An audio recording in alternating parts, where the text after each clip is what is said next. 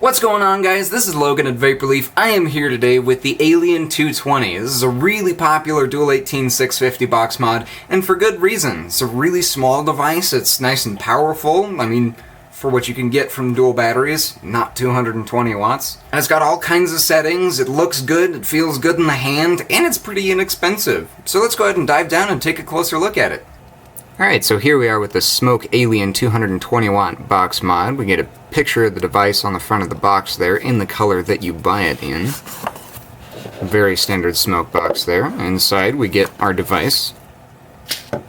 Some silica.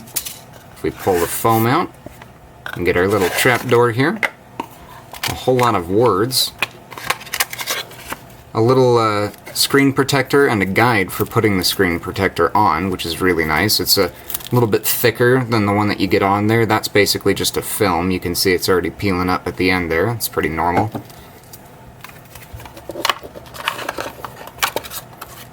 Some more words, some more silica, and a micro USB cable.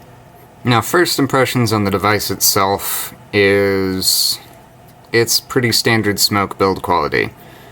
Which is to say, not very impressive. Again, it's not bad by any means. It's just not particularly good. The paint has like little bits of dust in it. It's not a very smooth finish. You can kind of see where like the metal was ground down on certain parts. It's just not beautifully made, but it's sort of like, you know, good from far, but far from good. Far from great, I should say. It is good. The screen looks really nice on there. I like the way that they incorporated the sort of diagonal face there with the accent lines and the carbon fiber look on the back there. Alien 220 watt TC. Good bit of ventilation up here, which is always nice. We got our 5, 10, and 4 screws up top. 4 screws I think is pretty important these days, especially with the whole the Fuchai bending thing. They added a 3rd screw, so 4 screws is nice. You've got your big fire trigger on the side there, just like the GX350. It doesn't press at the bottom, so you're really just kind of pressing the top there. Got a little micro USB port there. We've got our dual battery door down here, and that basically just, like a Fuchai, if you watched that video, slides off and opens up. It's pretty straightforward. We've got our markings down inside of there. I really like that on the white one, the whole battery bay is white. That's a cool look. And then you've got positive and negative marked up here, A and B. So let's go ahead and slide a couple batteries in there. And same thing as the Fuchai again, you basically close the door a little bit forward there, and then slide it back. 5 clicks to turn the device on. Fades into existence there. Fades out, fades in with Alien, fades out again, and then boom, we're up in wattage mode here. Now just like with the GX350, you can go down to 6 watts. It's kind of a weird one to go down to. And on this one, in dual battery configuration, just like the GX350, you can go up to 220 watts. So at least they're consistent there. Now on the screen here, I hope it's not flashing for you guys. It looks like it's kind of flashing on the camera for me, but I promise you it doesn't do that in real life. We've got our wattage, our preheat setting, the little W to denote wattage, each of our 2 batteries, voltage, ohms, amps, the mode that we're in, the temperature of the chip, the puff counter, and the time of our last puff taken. Whole lot of information that most people really don't need to know, so this looks a lot more intimidating than it is. Really, you're going to be paying attention to wattage, battery life, and resistance, but it's there if you're curious about it. And who knows, you might even learn something about it while you're vaping on it. So of course in wattage mode we can go down, and we can go up. Pretty straightforward there. If we do 3 clicks on the fire button, that gets us into this settings menu here. We can just tap the fire button to scroll through everything, or we can scroll either way with the up and down buttons. So we'll start off with mode. If we hold that down, hold the fire button down, we can select watt or temp, or memory. Now, if you watched the GX350 video, you did not have the memory setting here. But, oh yeah, and it can auto-select for you there. So instead of holding the fire button down, you can just wait.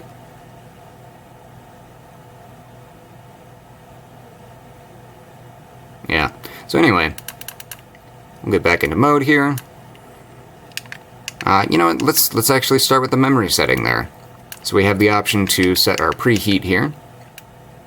we have the option to set our wattage, and you can see it says M1 right there. So what happens when we come out here? It'll say M1. Now, I'll let you in on a little secret. There are 22 of these settings. 22 memory settings. Now, I don't think that you can use temp control in these settings. I believe it just has to be wattage, but you can set the wattage on each one of your memory modes. It's pretty wild. 22 memory modes. Good luck finding enough things to do with all of those. But I guess it's nice having too many as opposed to too few, right? So moving on, we've got 3 clicks on the fire button. We can hold mode down, bring it over into temp. We can choose the strength of our preheat, the coil material that we're using, the coefficient of resistance, and then it brings us out into this menu where we can scroll through Fahrenheit or Celsius. Basically just scroll to one side or the other and it'll just go straight through. And here we have much the same information, except for down here now, instead of PCB, it says watt. This has the same little shortcuts as usual, so you can tap fire button into the left to change your mode. You can tap fire button into the right to change your wattage in temp control mode, or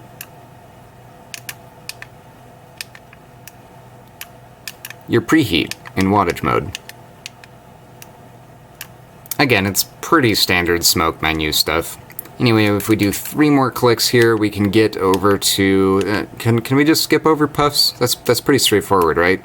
You just max puffs, how many puffs you've taken, reset your puffs, all that stuff. Nobody really uses that stuff, right? Anyway, if you do use it, it's there. It's pretty easy to figure out. So, 3 clicks on the fire button. Skipping over puffs, we can go to settings. We've got screen time, how long the screen stays on before it goes dark. Screen lock, which I haven't quite figured out what that does.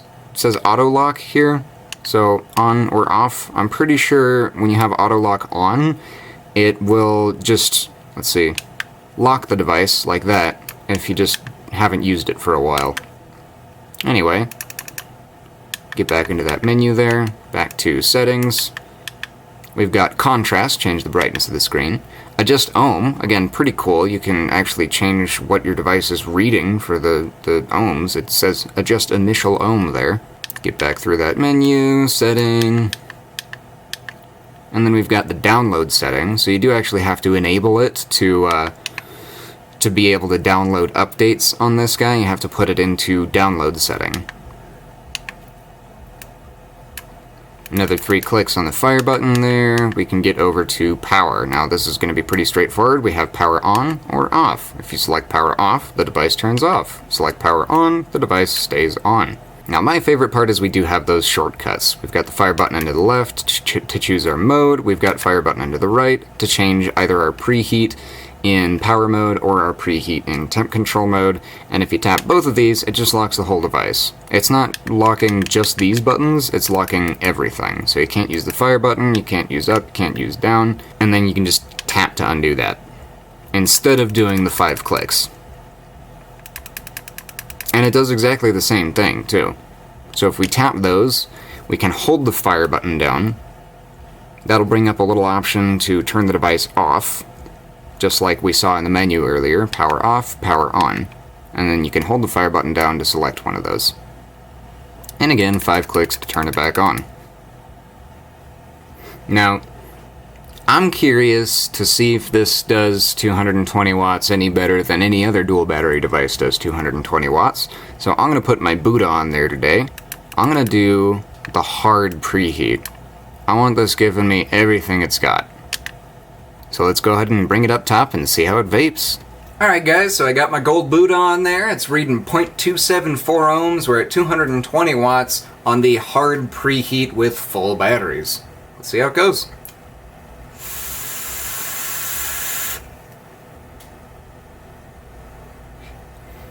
Well, unsurprisingly, that is not 200 watts, not 220 certainly.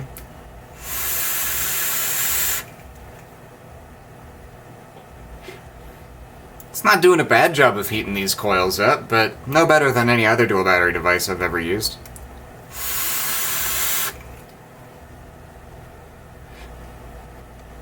I'd say that's 150, 160, maybe a little higher. It's a little hard to guess when the screen says 220 and you're not getting 220. It's kind of annoying. I kind of wish people would stop doing that. Vaporesso knows what's up. Taro Pro 160, 160 watts. It puts out 160 watts, and it does it really well. Alien 220 does not put out 220 watts, but puts out 150 to 160 pretty nicely. Moral of the story is, I'm not surprised by the power level, but I'm also not disappointed. I'm getting about as much as I expect out of 2 batteries. It's not bad. So I'm going to go ahead and throw something a little bit more reasonable on here now. The TF-V8. I figured that's going to be a pretty popular combo, is the Alien 220 and the TF-V8. And I'm really liking my TF-V8. So we're going to go ahead and see how that does. So I've got my TF-V8 on there at 85 watts, hard preheat. I've got the shotgun coil in there, the dual core. So 0.174 ohms, 6.48 volts. Oh, I'm sorry, 4.121. It hadn't updated from the Buddha. Now, I typically run this tank on my Relo RX200S, so 3 batteries. Plenty of power at 85 watts. I'm not surprised by that, but the battery life, I think, could be better. When I use it consistently, it gets me through a day, but 3 batteries getting you through a day, I'm not super optimistic about a dual battery device getting you through the day with the same tank on the same settings. But let's see how it does.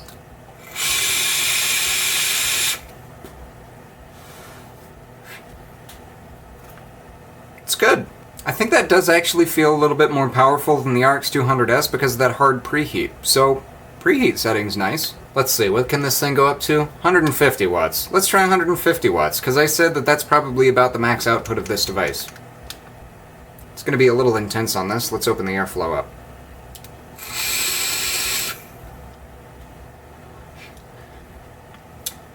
Well, it didn't burn. It was getting close, though. So, it's doing that nicely. Let's put it up to 220 and see if it feels stronger, huh?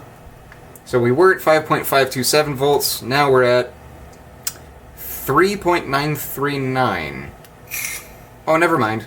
5.97. Wait, hold on. 150 watts, 5.524. Okay, so we're jumping up half a volt. So 150 watts was a little intense out of the TF-V8. I don't think it's the best setting, but that's also the highest they recommend for this, and it does indeed work, just not very well. So I set it up to 220 watts, see if I get more power out of it.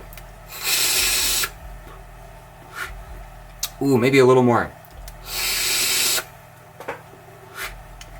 Maybe, just maybe. I'm gonna go down to 160, see if that feels any different. 160 watts. No change. So, I think the max of this device is 160 watts. Beyond that, you're not changing anything. Except for the number. So again, not surprised about the power level. But it's still pretty good, and 160? It's not bad. Two batteries, 160 watts. It's not even getting that warm either. Typically, when you're really pushing a dual battery device, it'll start to get kind of warm. This is doing pretty well. It's staying pretty cool. And I have to say, too, the hand feels really nice. The fire button feels really nice, too. It's really nice and clicky. Even the adjustment buttons feel good. Again, nice and clicky. Again, not a huge fan of the SMOK chip, but with the shortcuts, click both buttons to lock the whole thing, and the fire button to the left, fire button to the right to change your mode and all that, it becomes a little easier. I prefer to not have to do the 3 clicks to get into the menu and change all that stuff. It's a little too convoluted for me. But you do have all those settings available if you want them, which is always nice. I mean, most people, they're just going to be using wattage on this. They're not even going to be playing with temp control. So to have all those extra options outside of wattage mode, they're just there. You know, it's not hurting anything. You don't have to mess with those and wattage mode, so it's no big deal. I like it. It's great. Again, build quality is SMOK build quality. Not terrible, but not the best. I do think the look is sort of above and beyond for what they normally do. This is a really good looking device. The size is great. I mean, it makes the TF-V8 look absolutely massive, which is kind of cool. It's a really compact little dual battery device. So all in all, I'd say it's good, verging on great. I think there's a very good reason for its popularity. It's a great choice for 80% of vapers that want a dual battery device. So that's about going to do it for today, guys. Thank you so much for watching. If you have any questions, please feel free to leave a comment. If you like the video, please go ahead and leave me a like, and for all the latest and greatest videos from Vaporleaf, be sure to subscribe. We'll see you next time. Bye.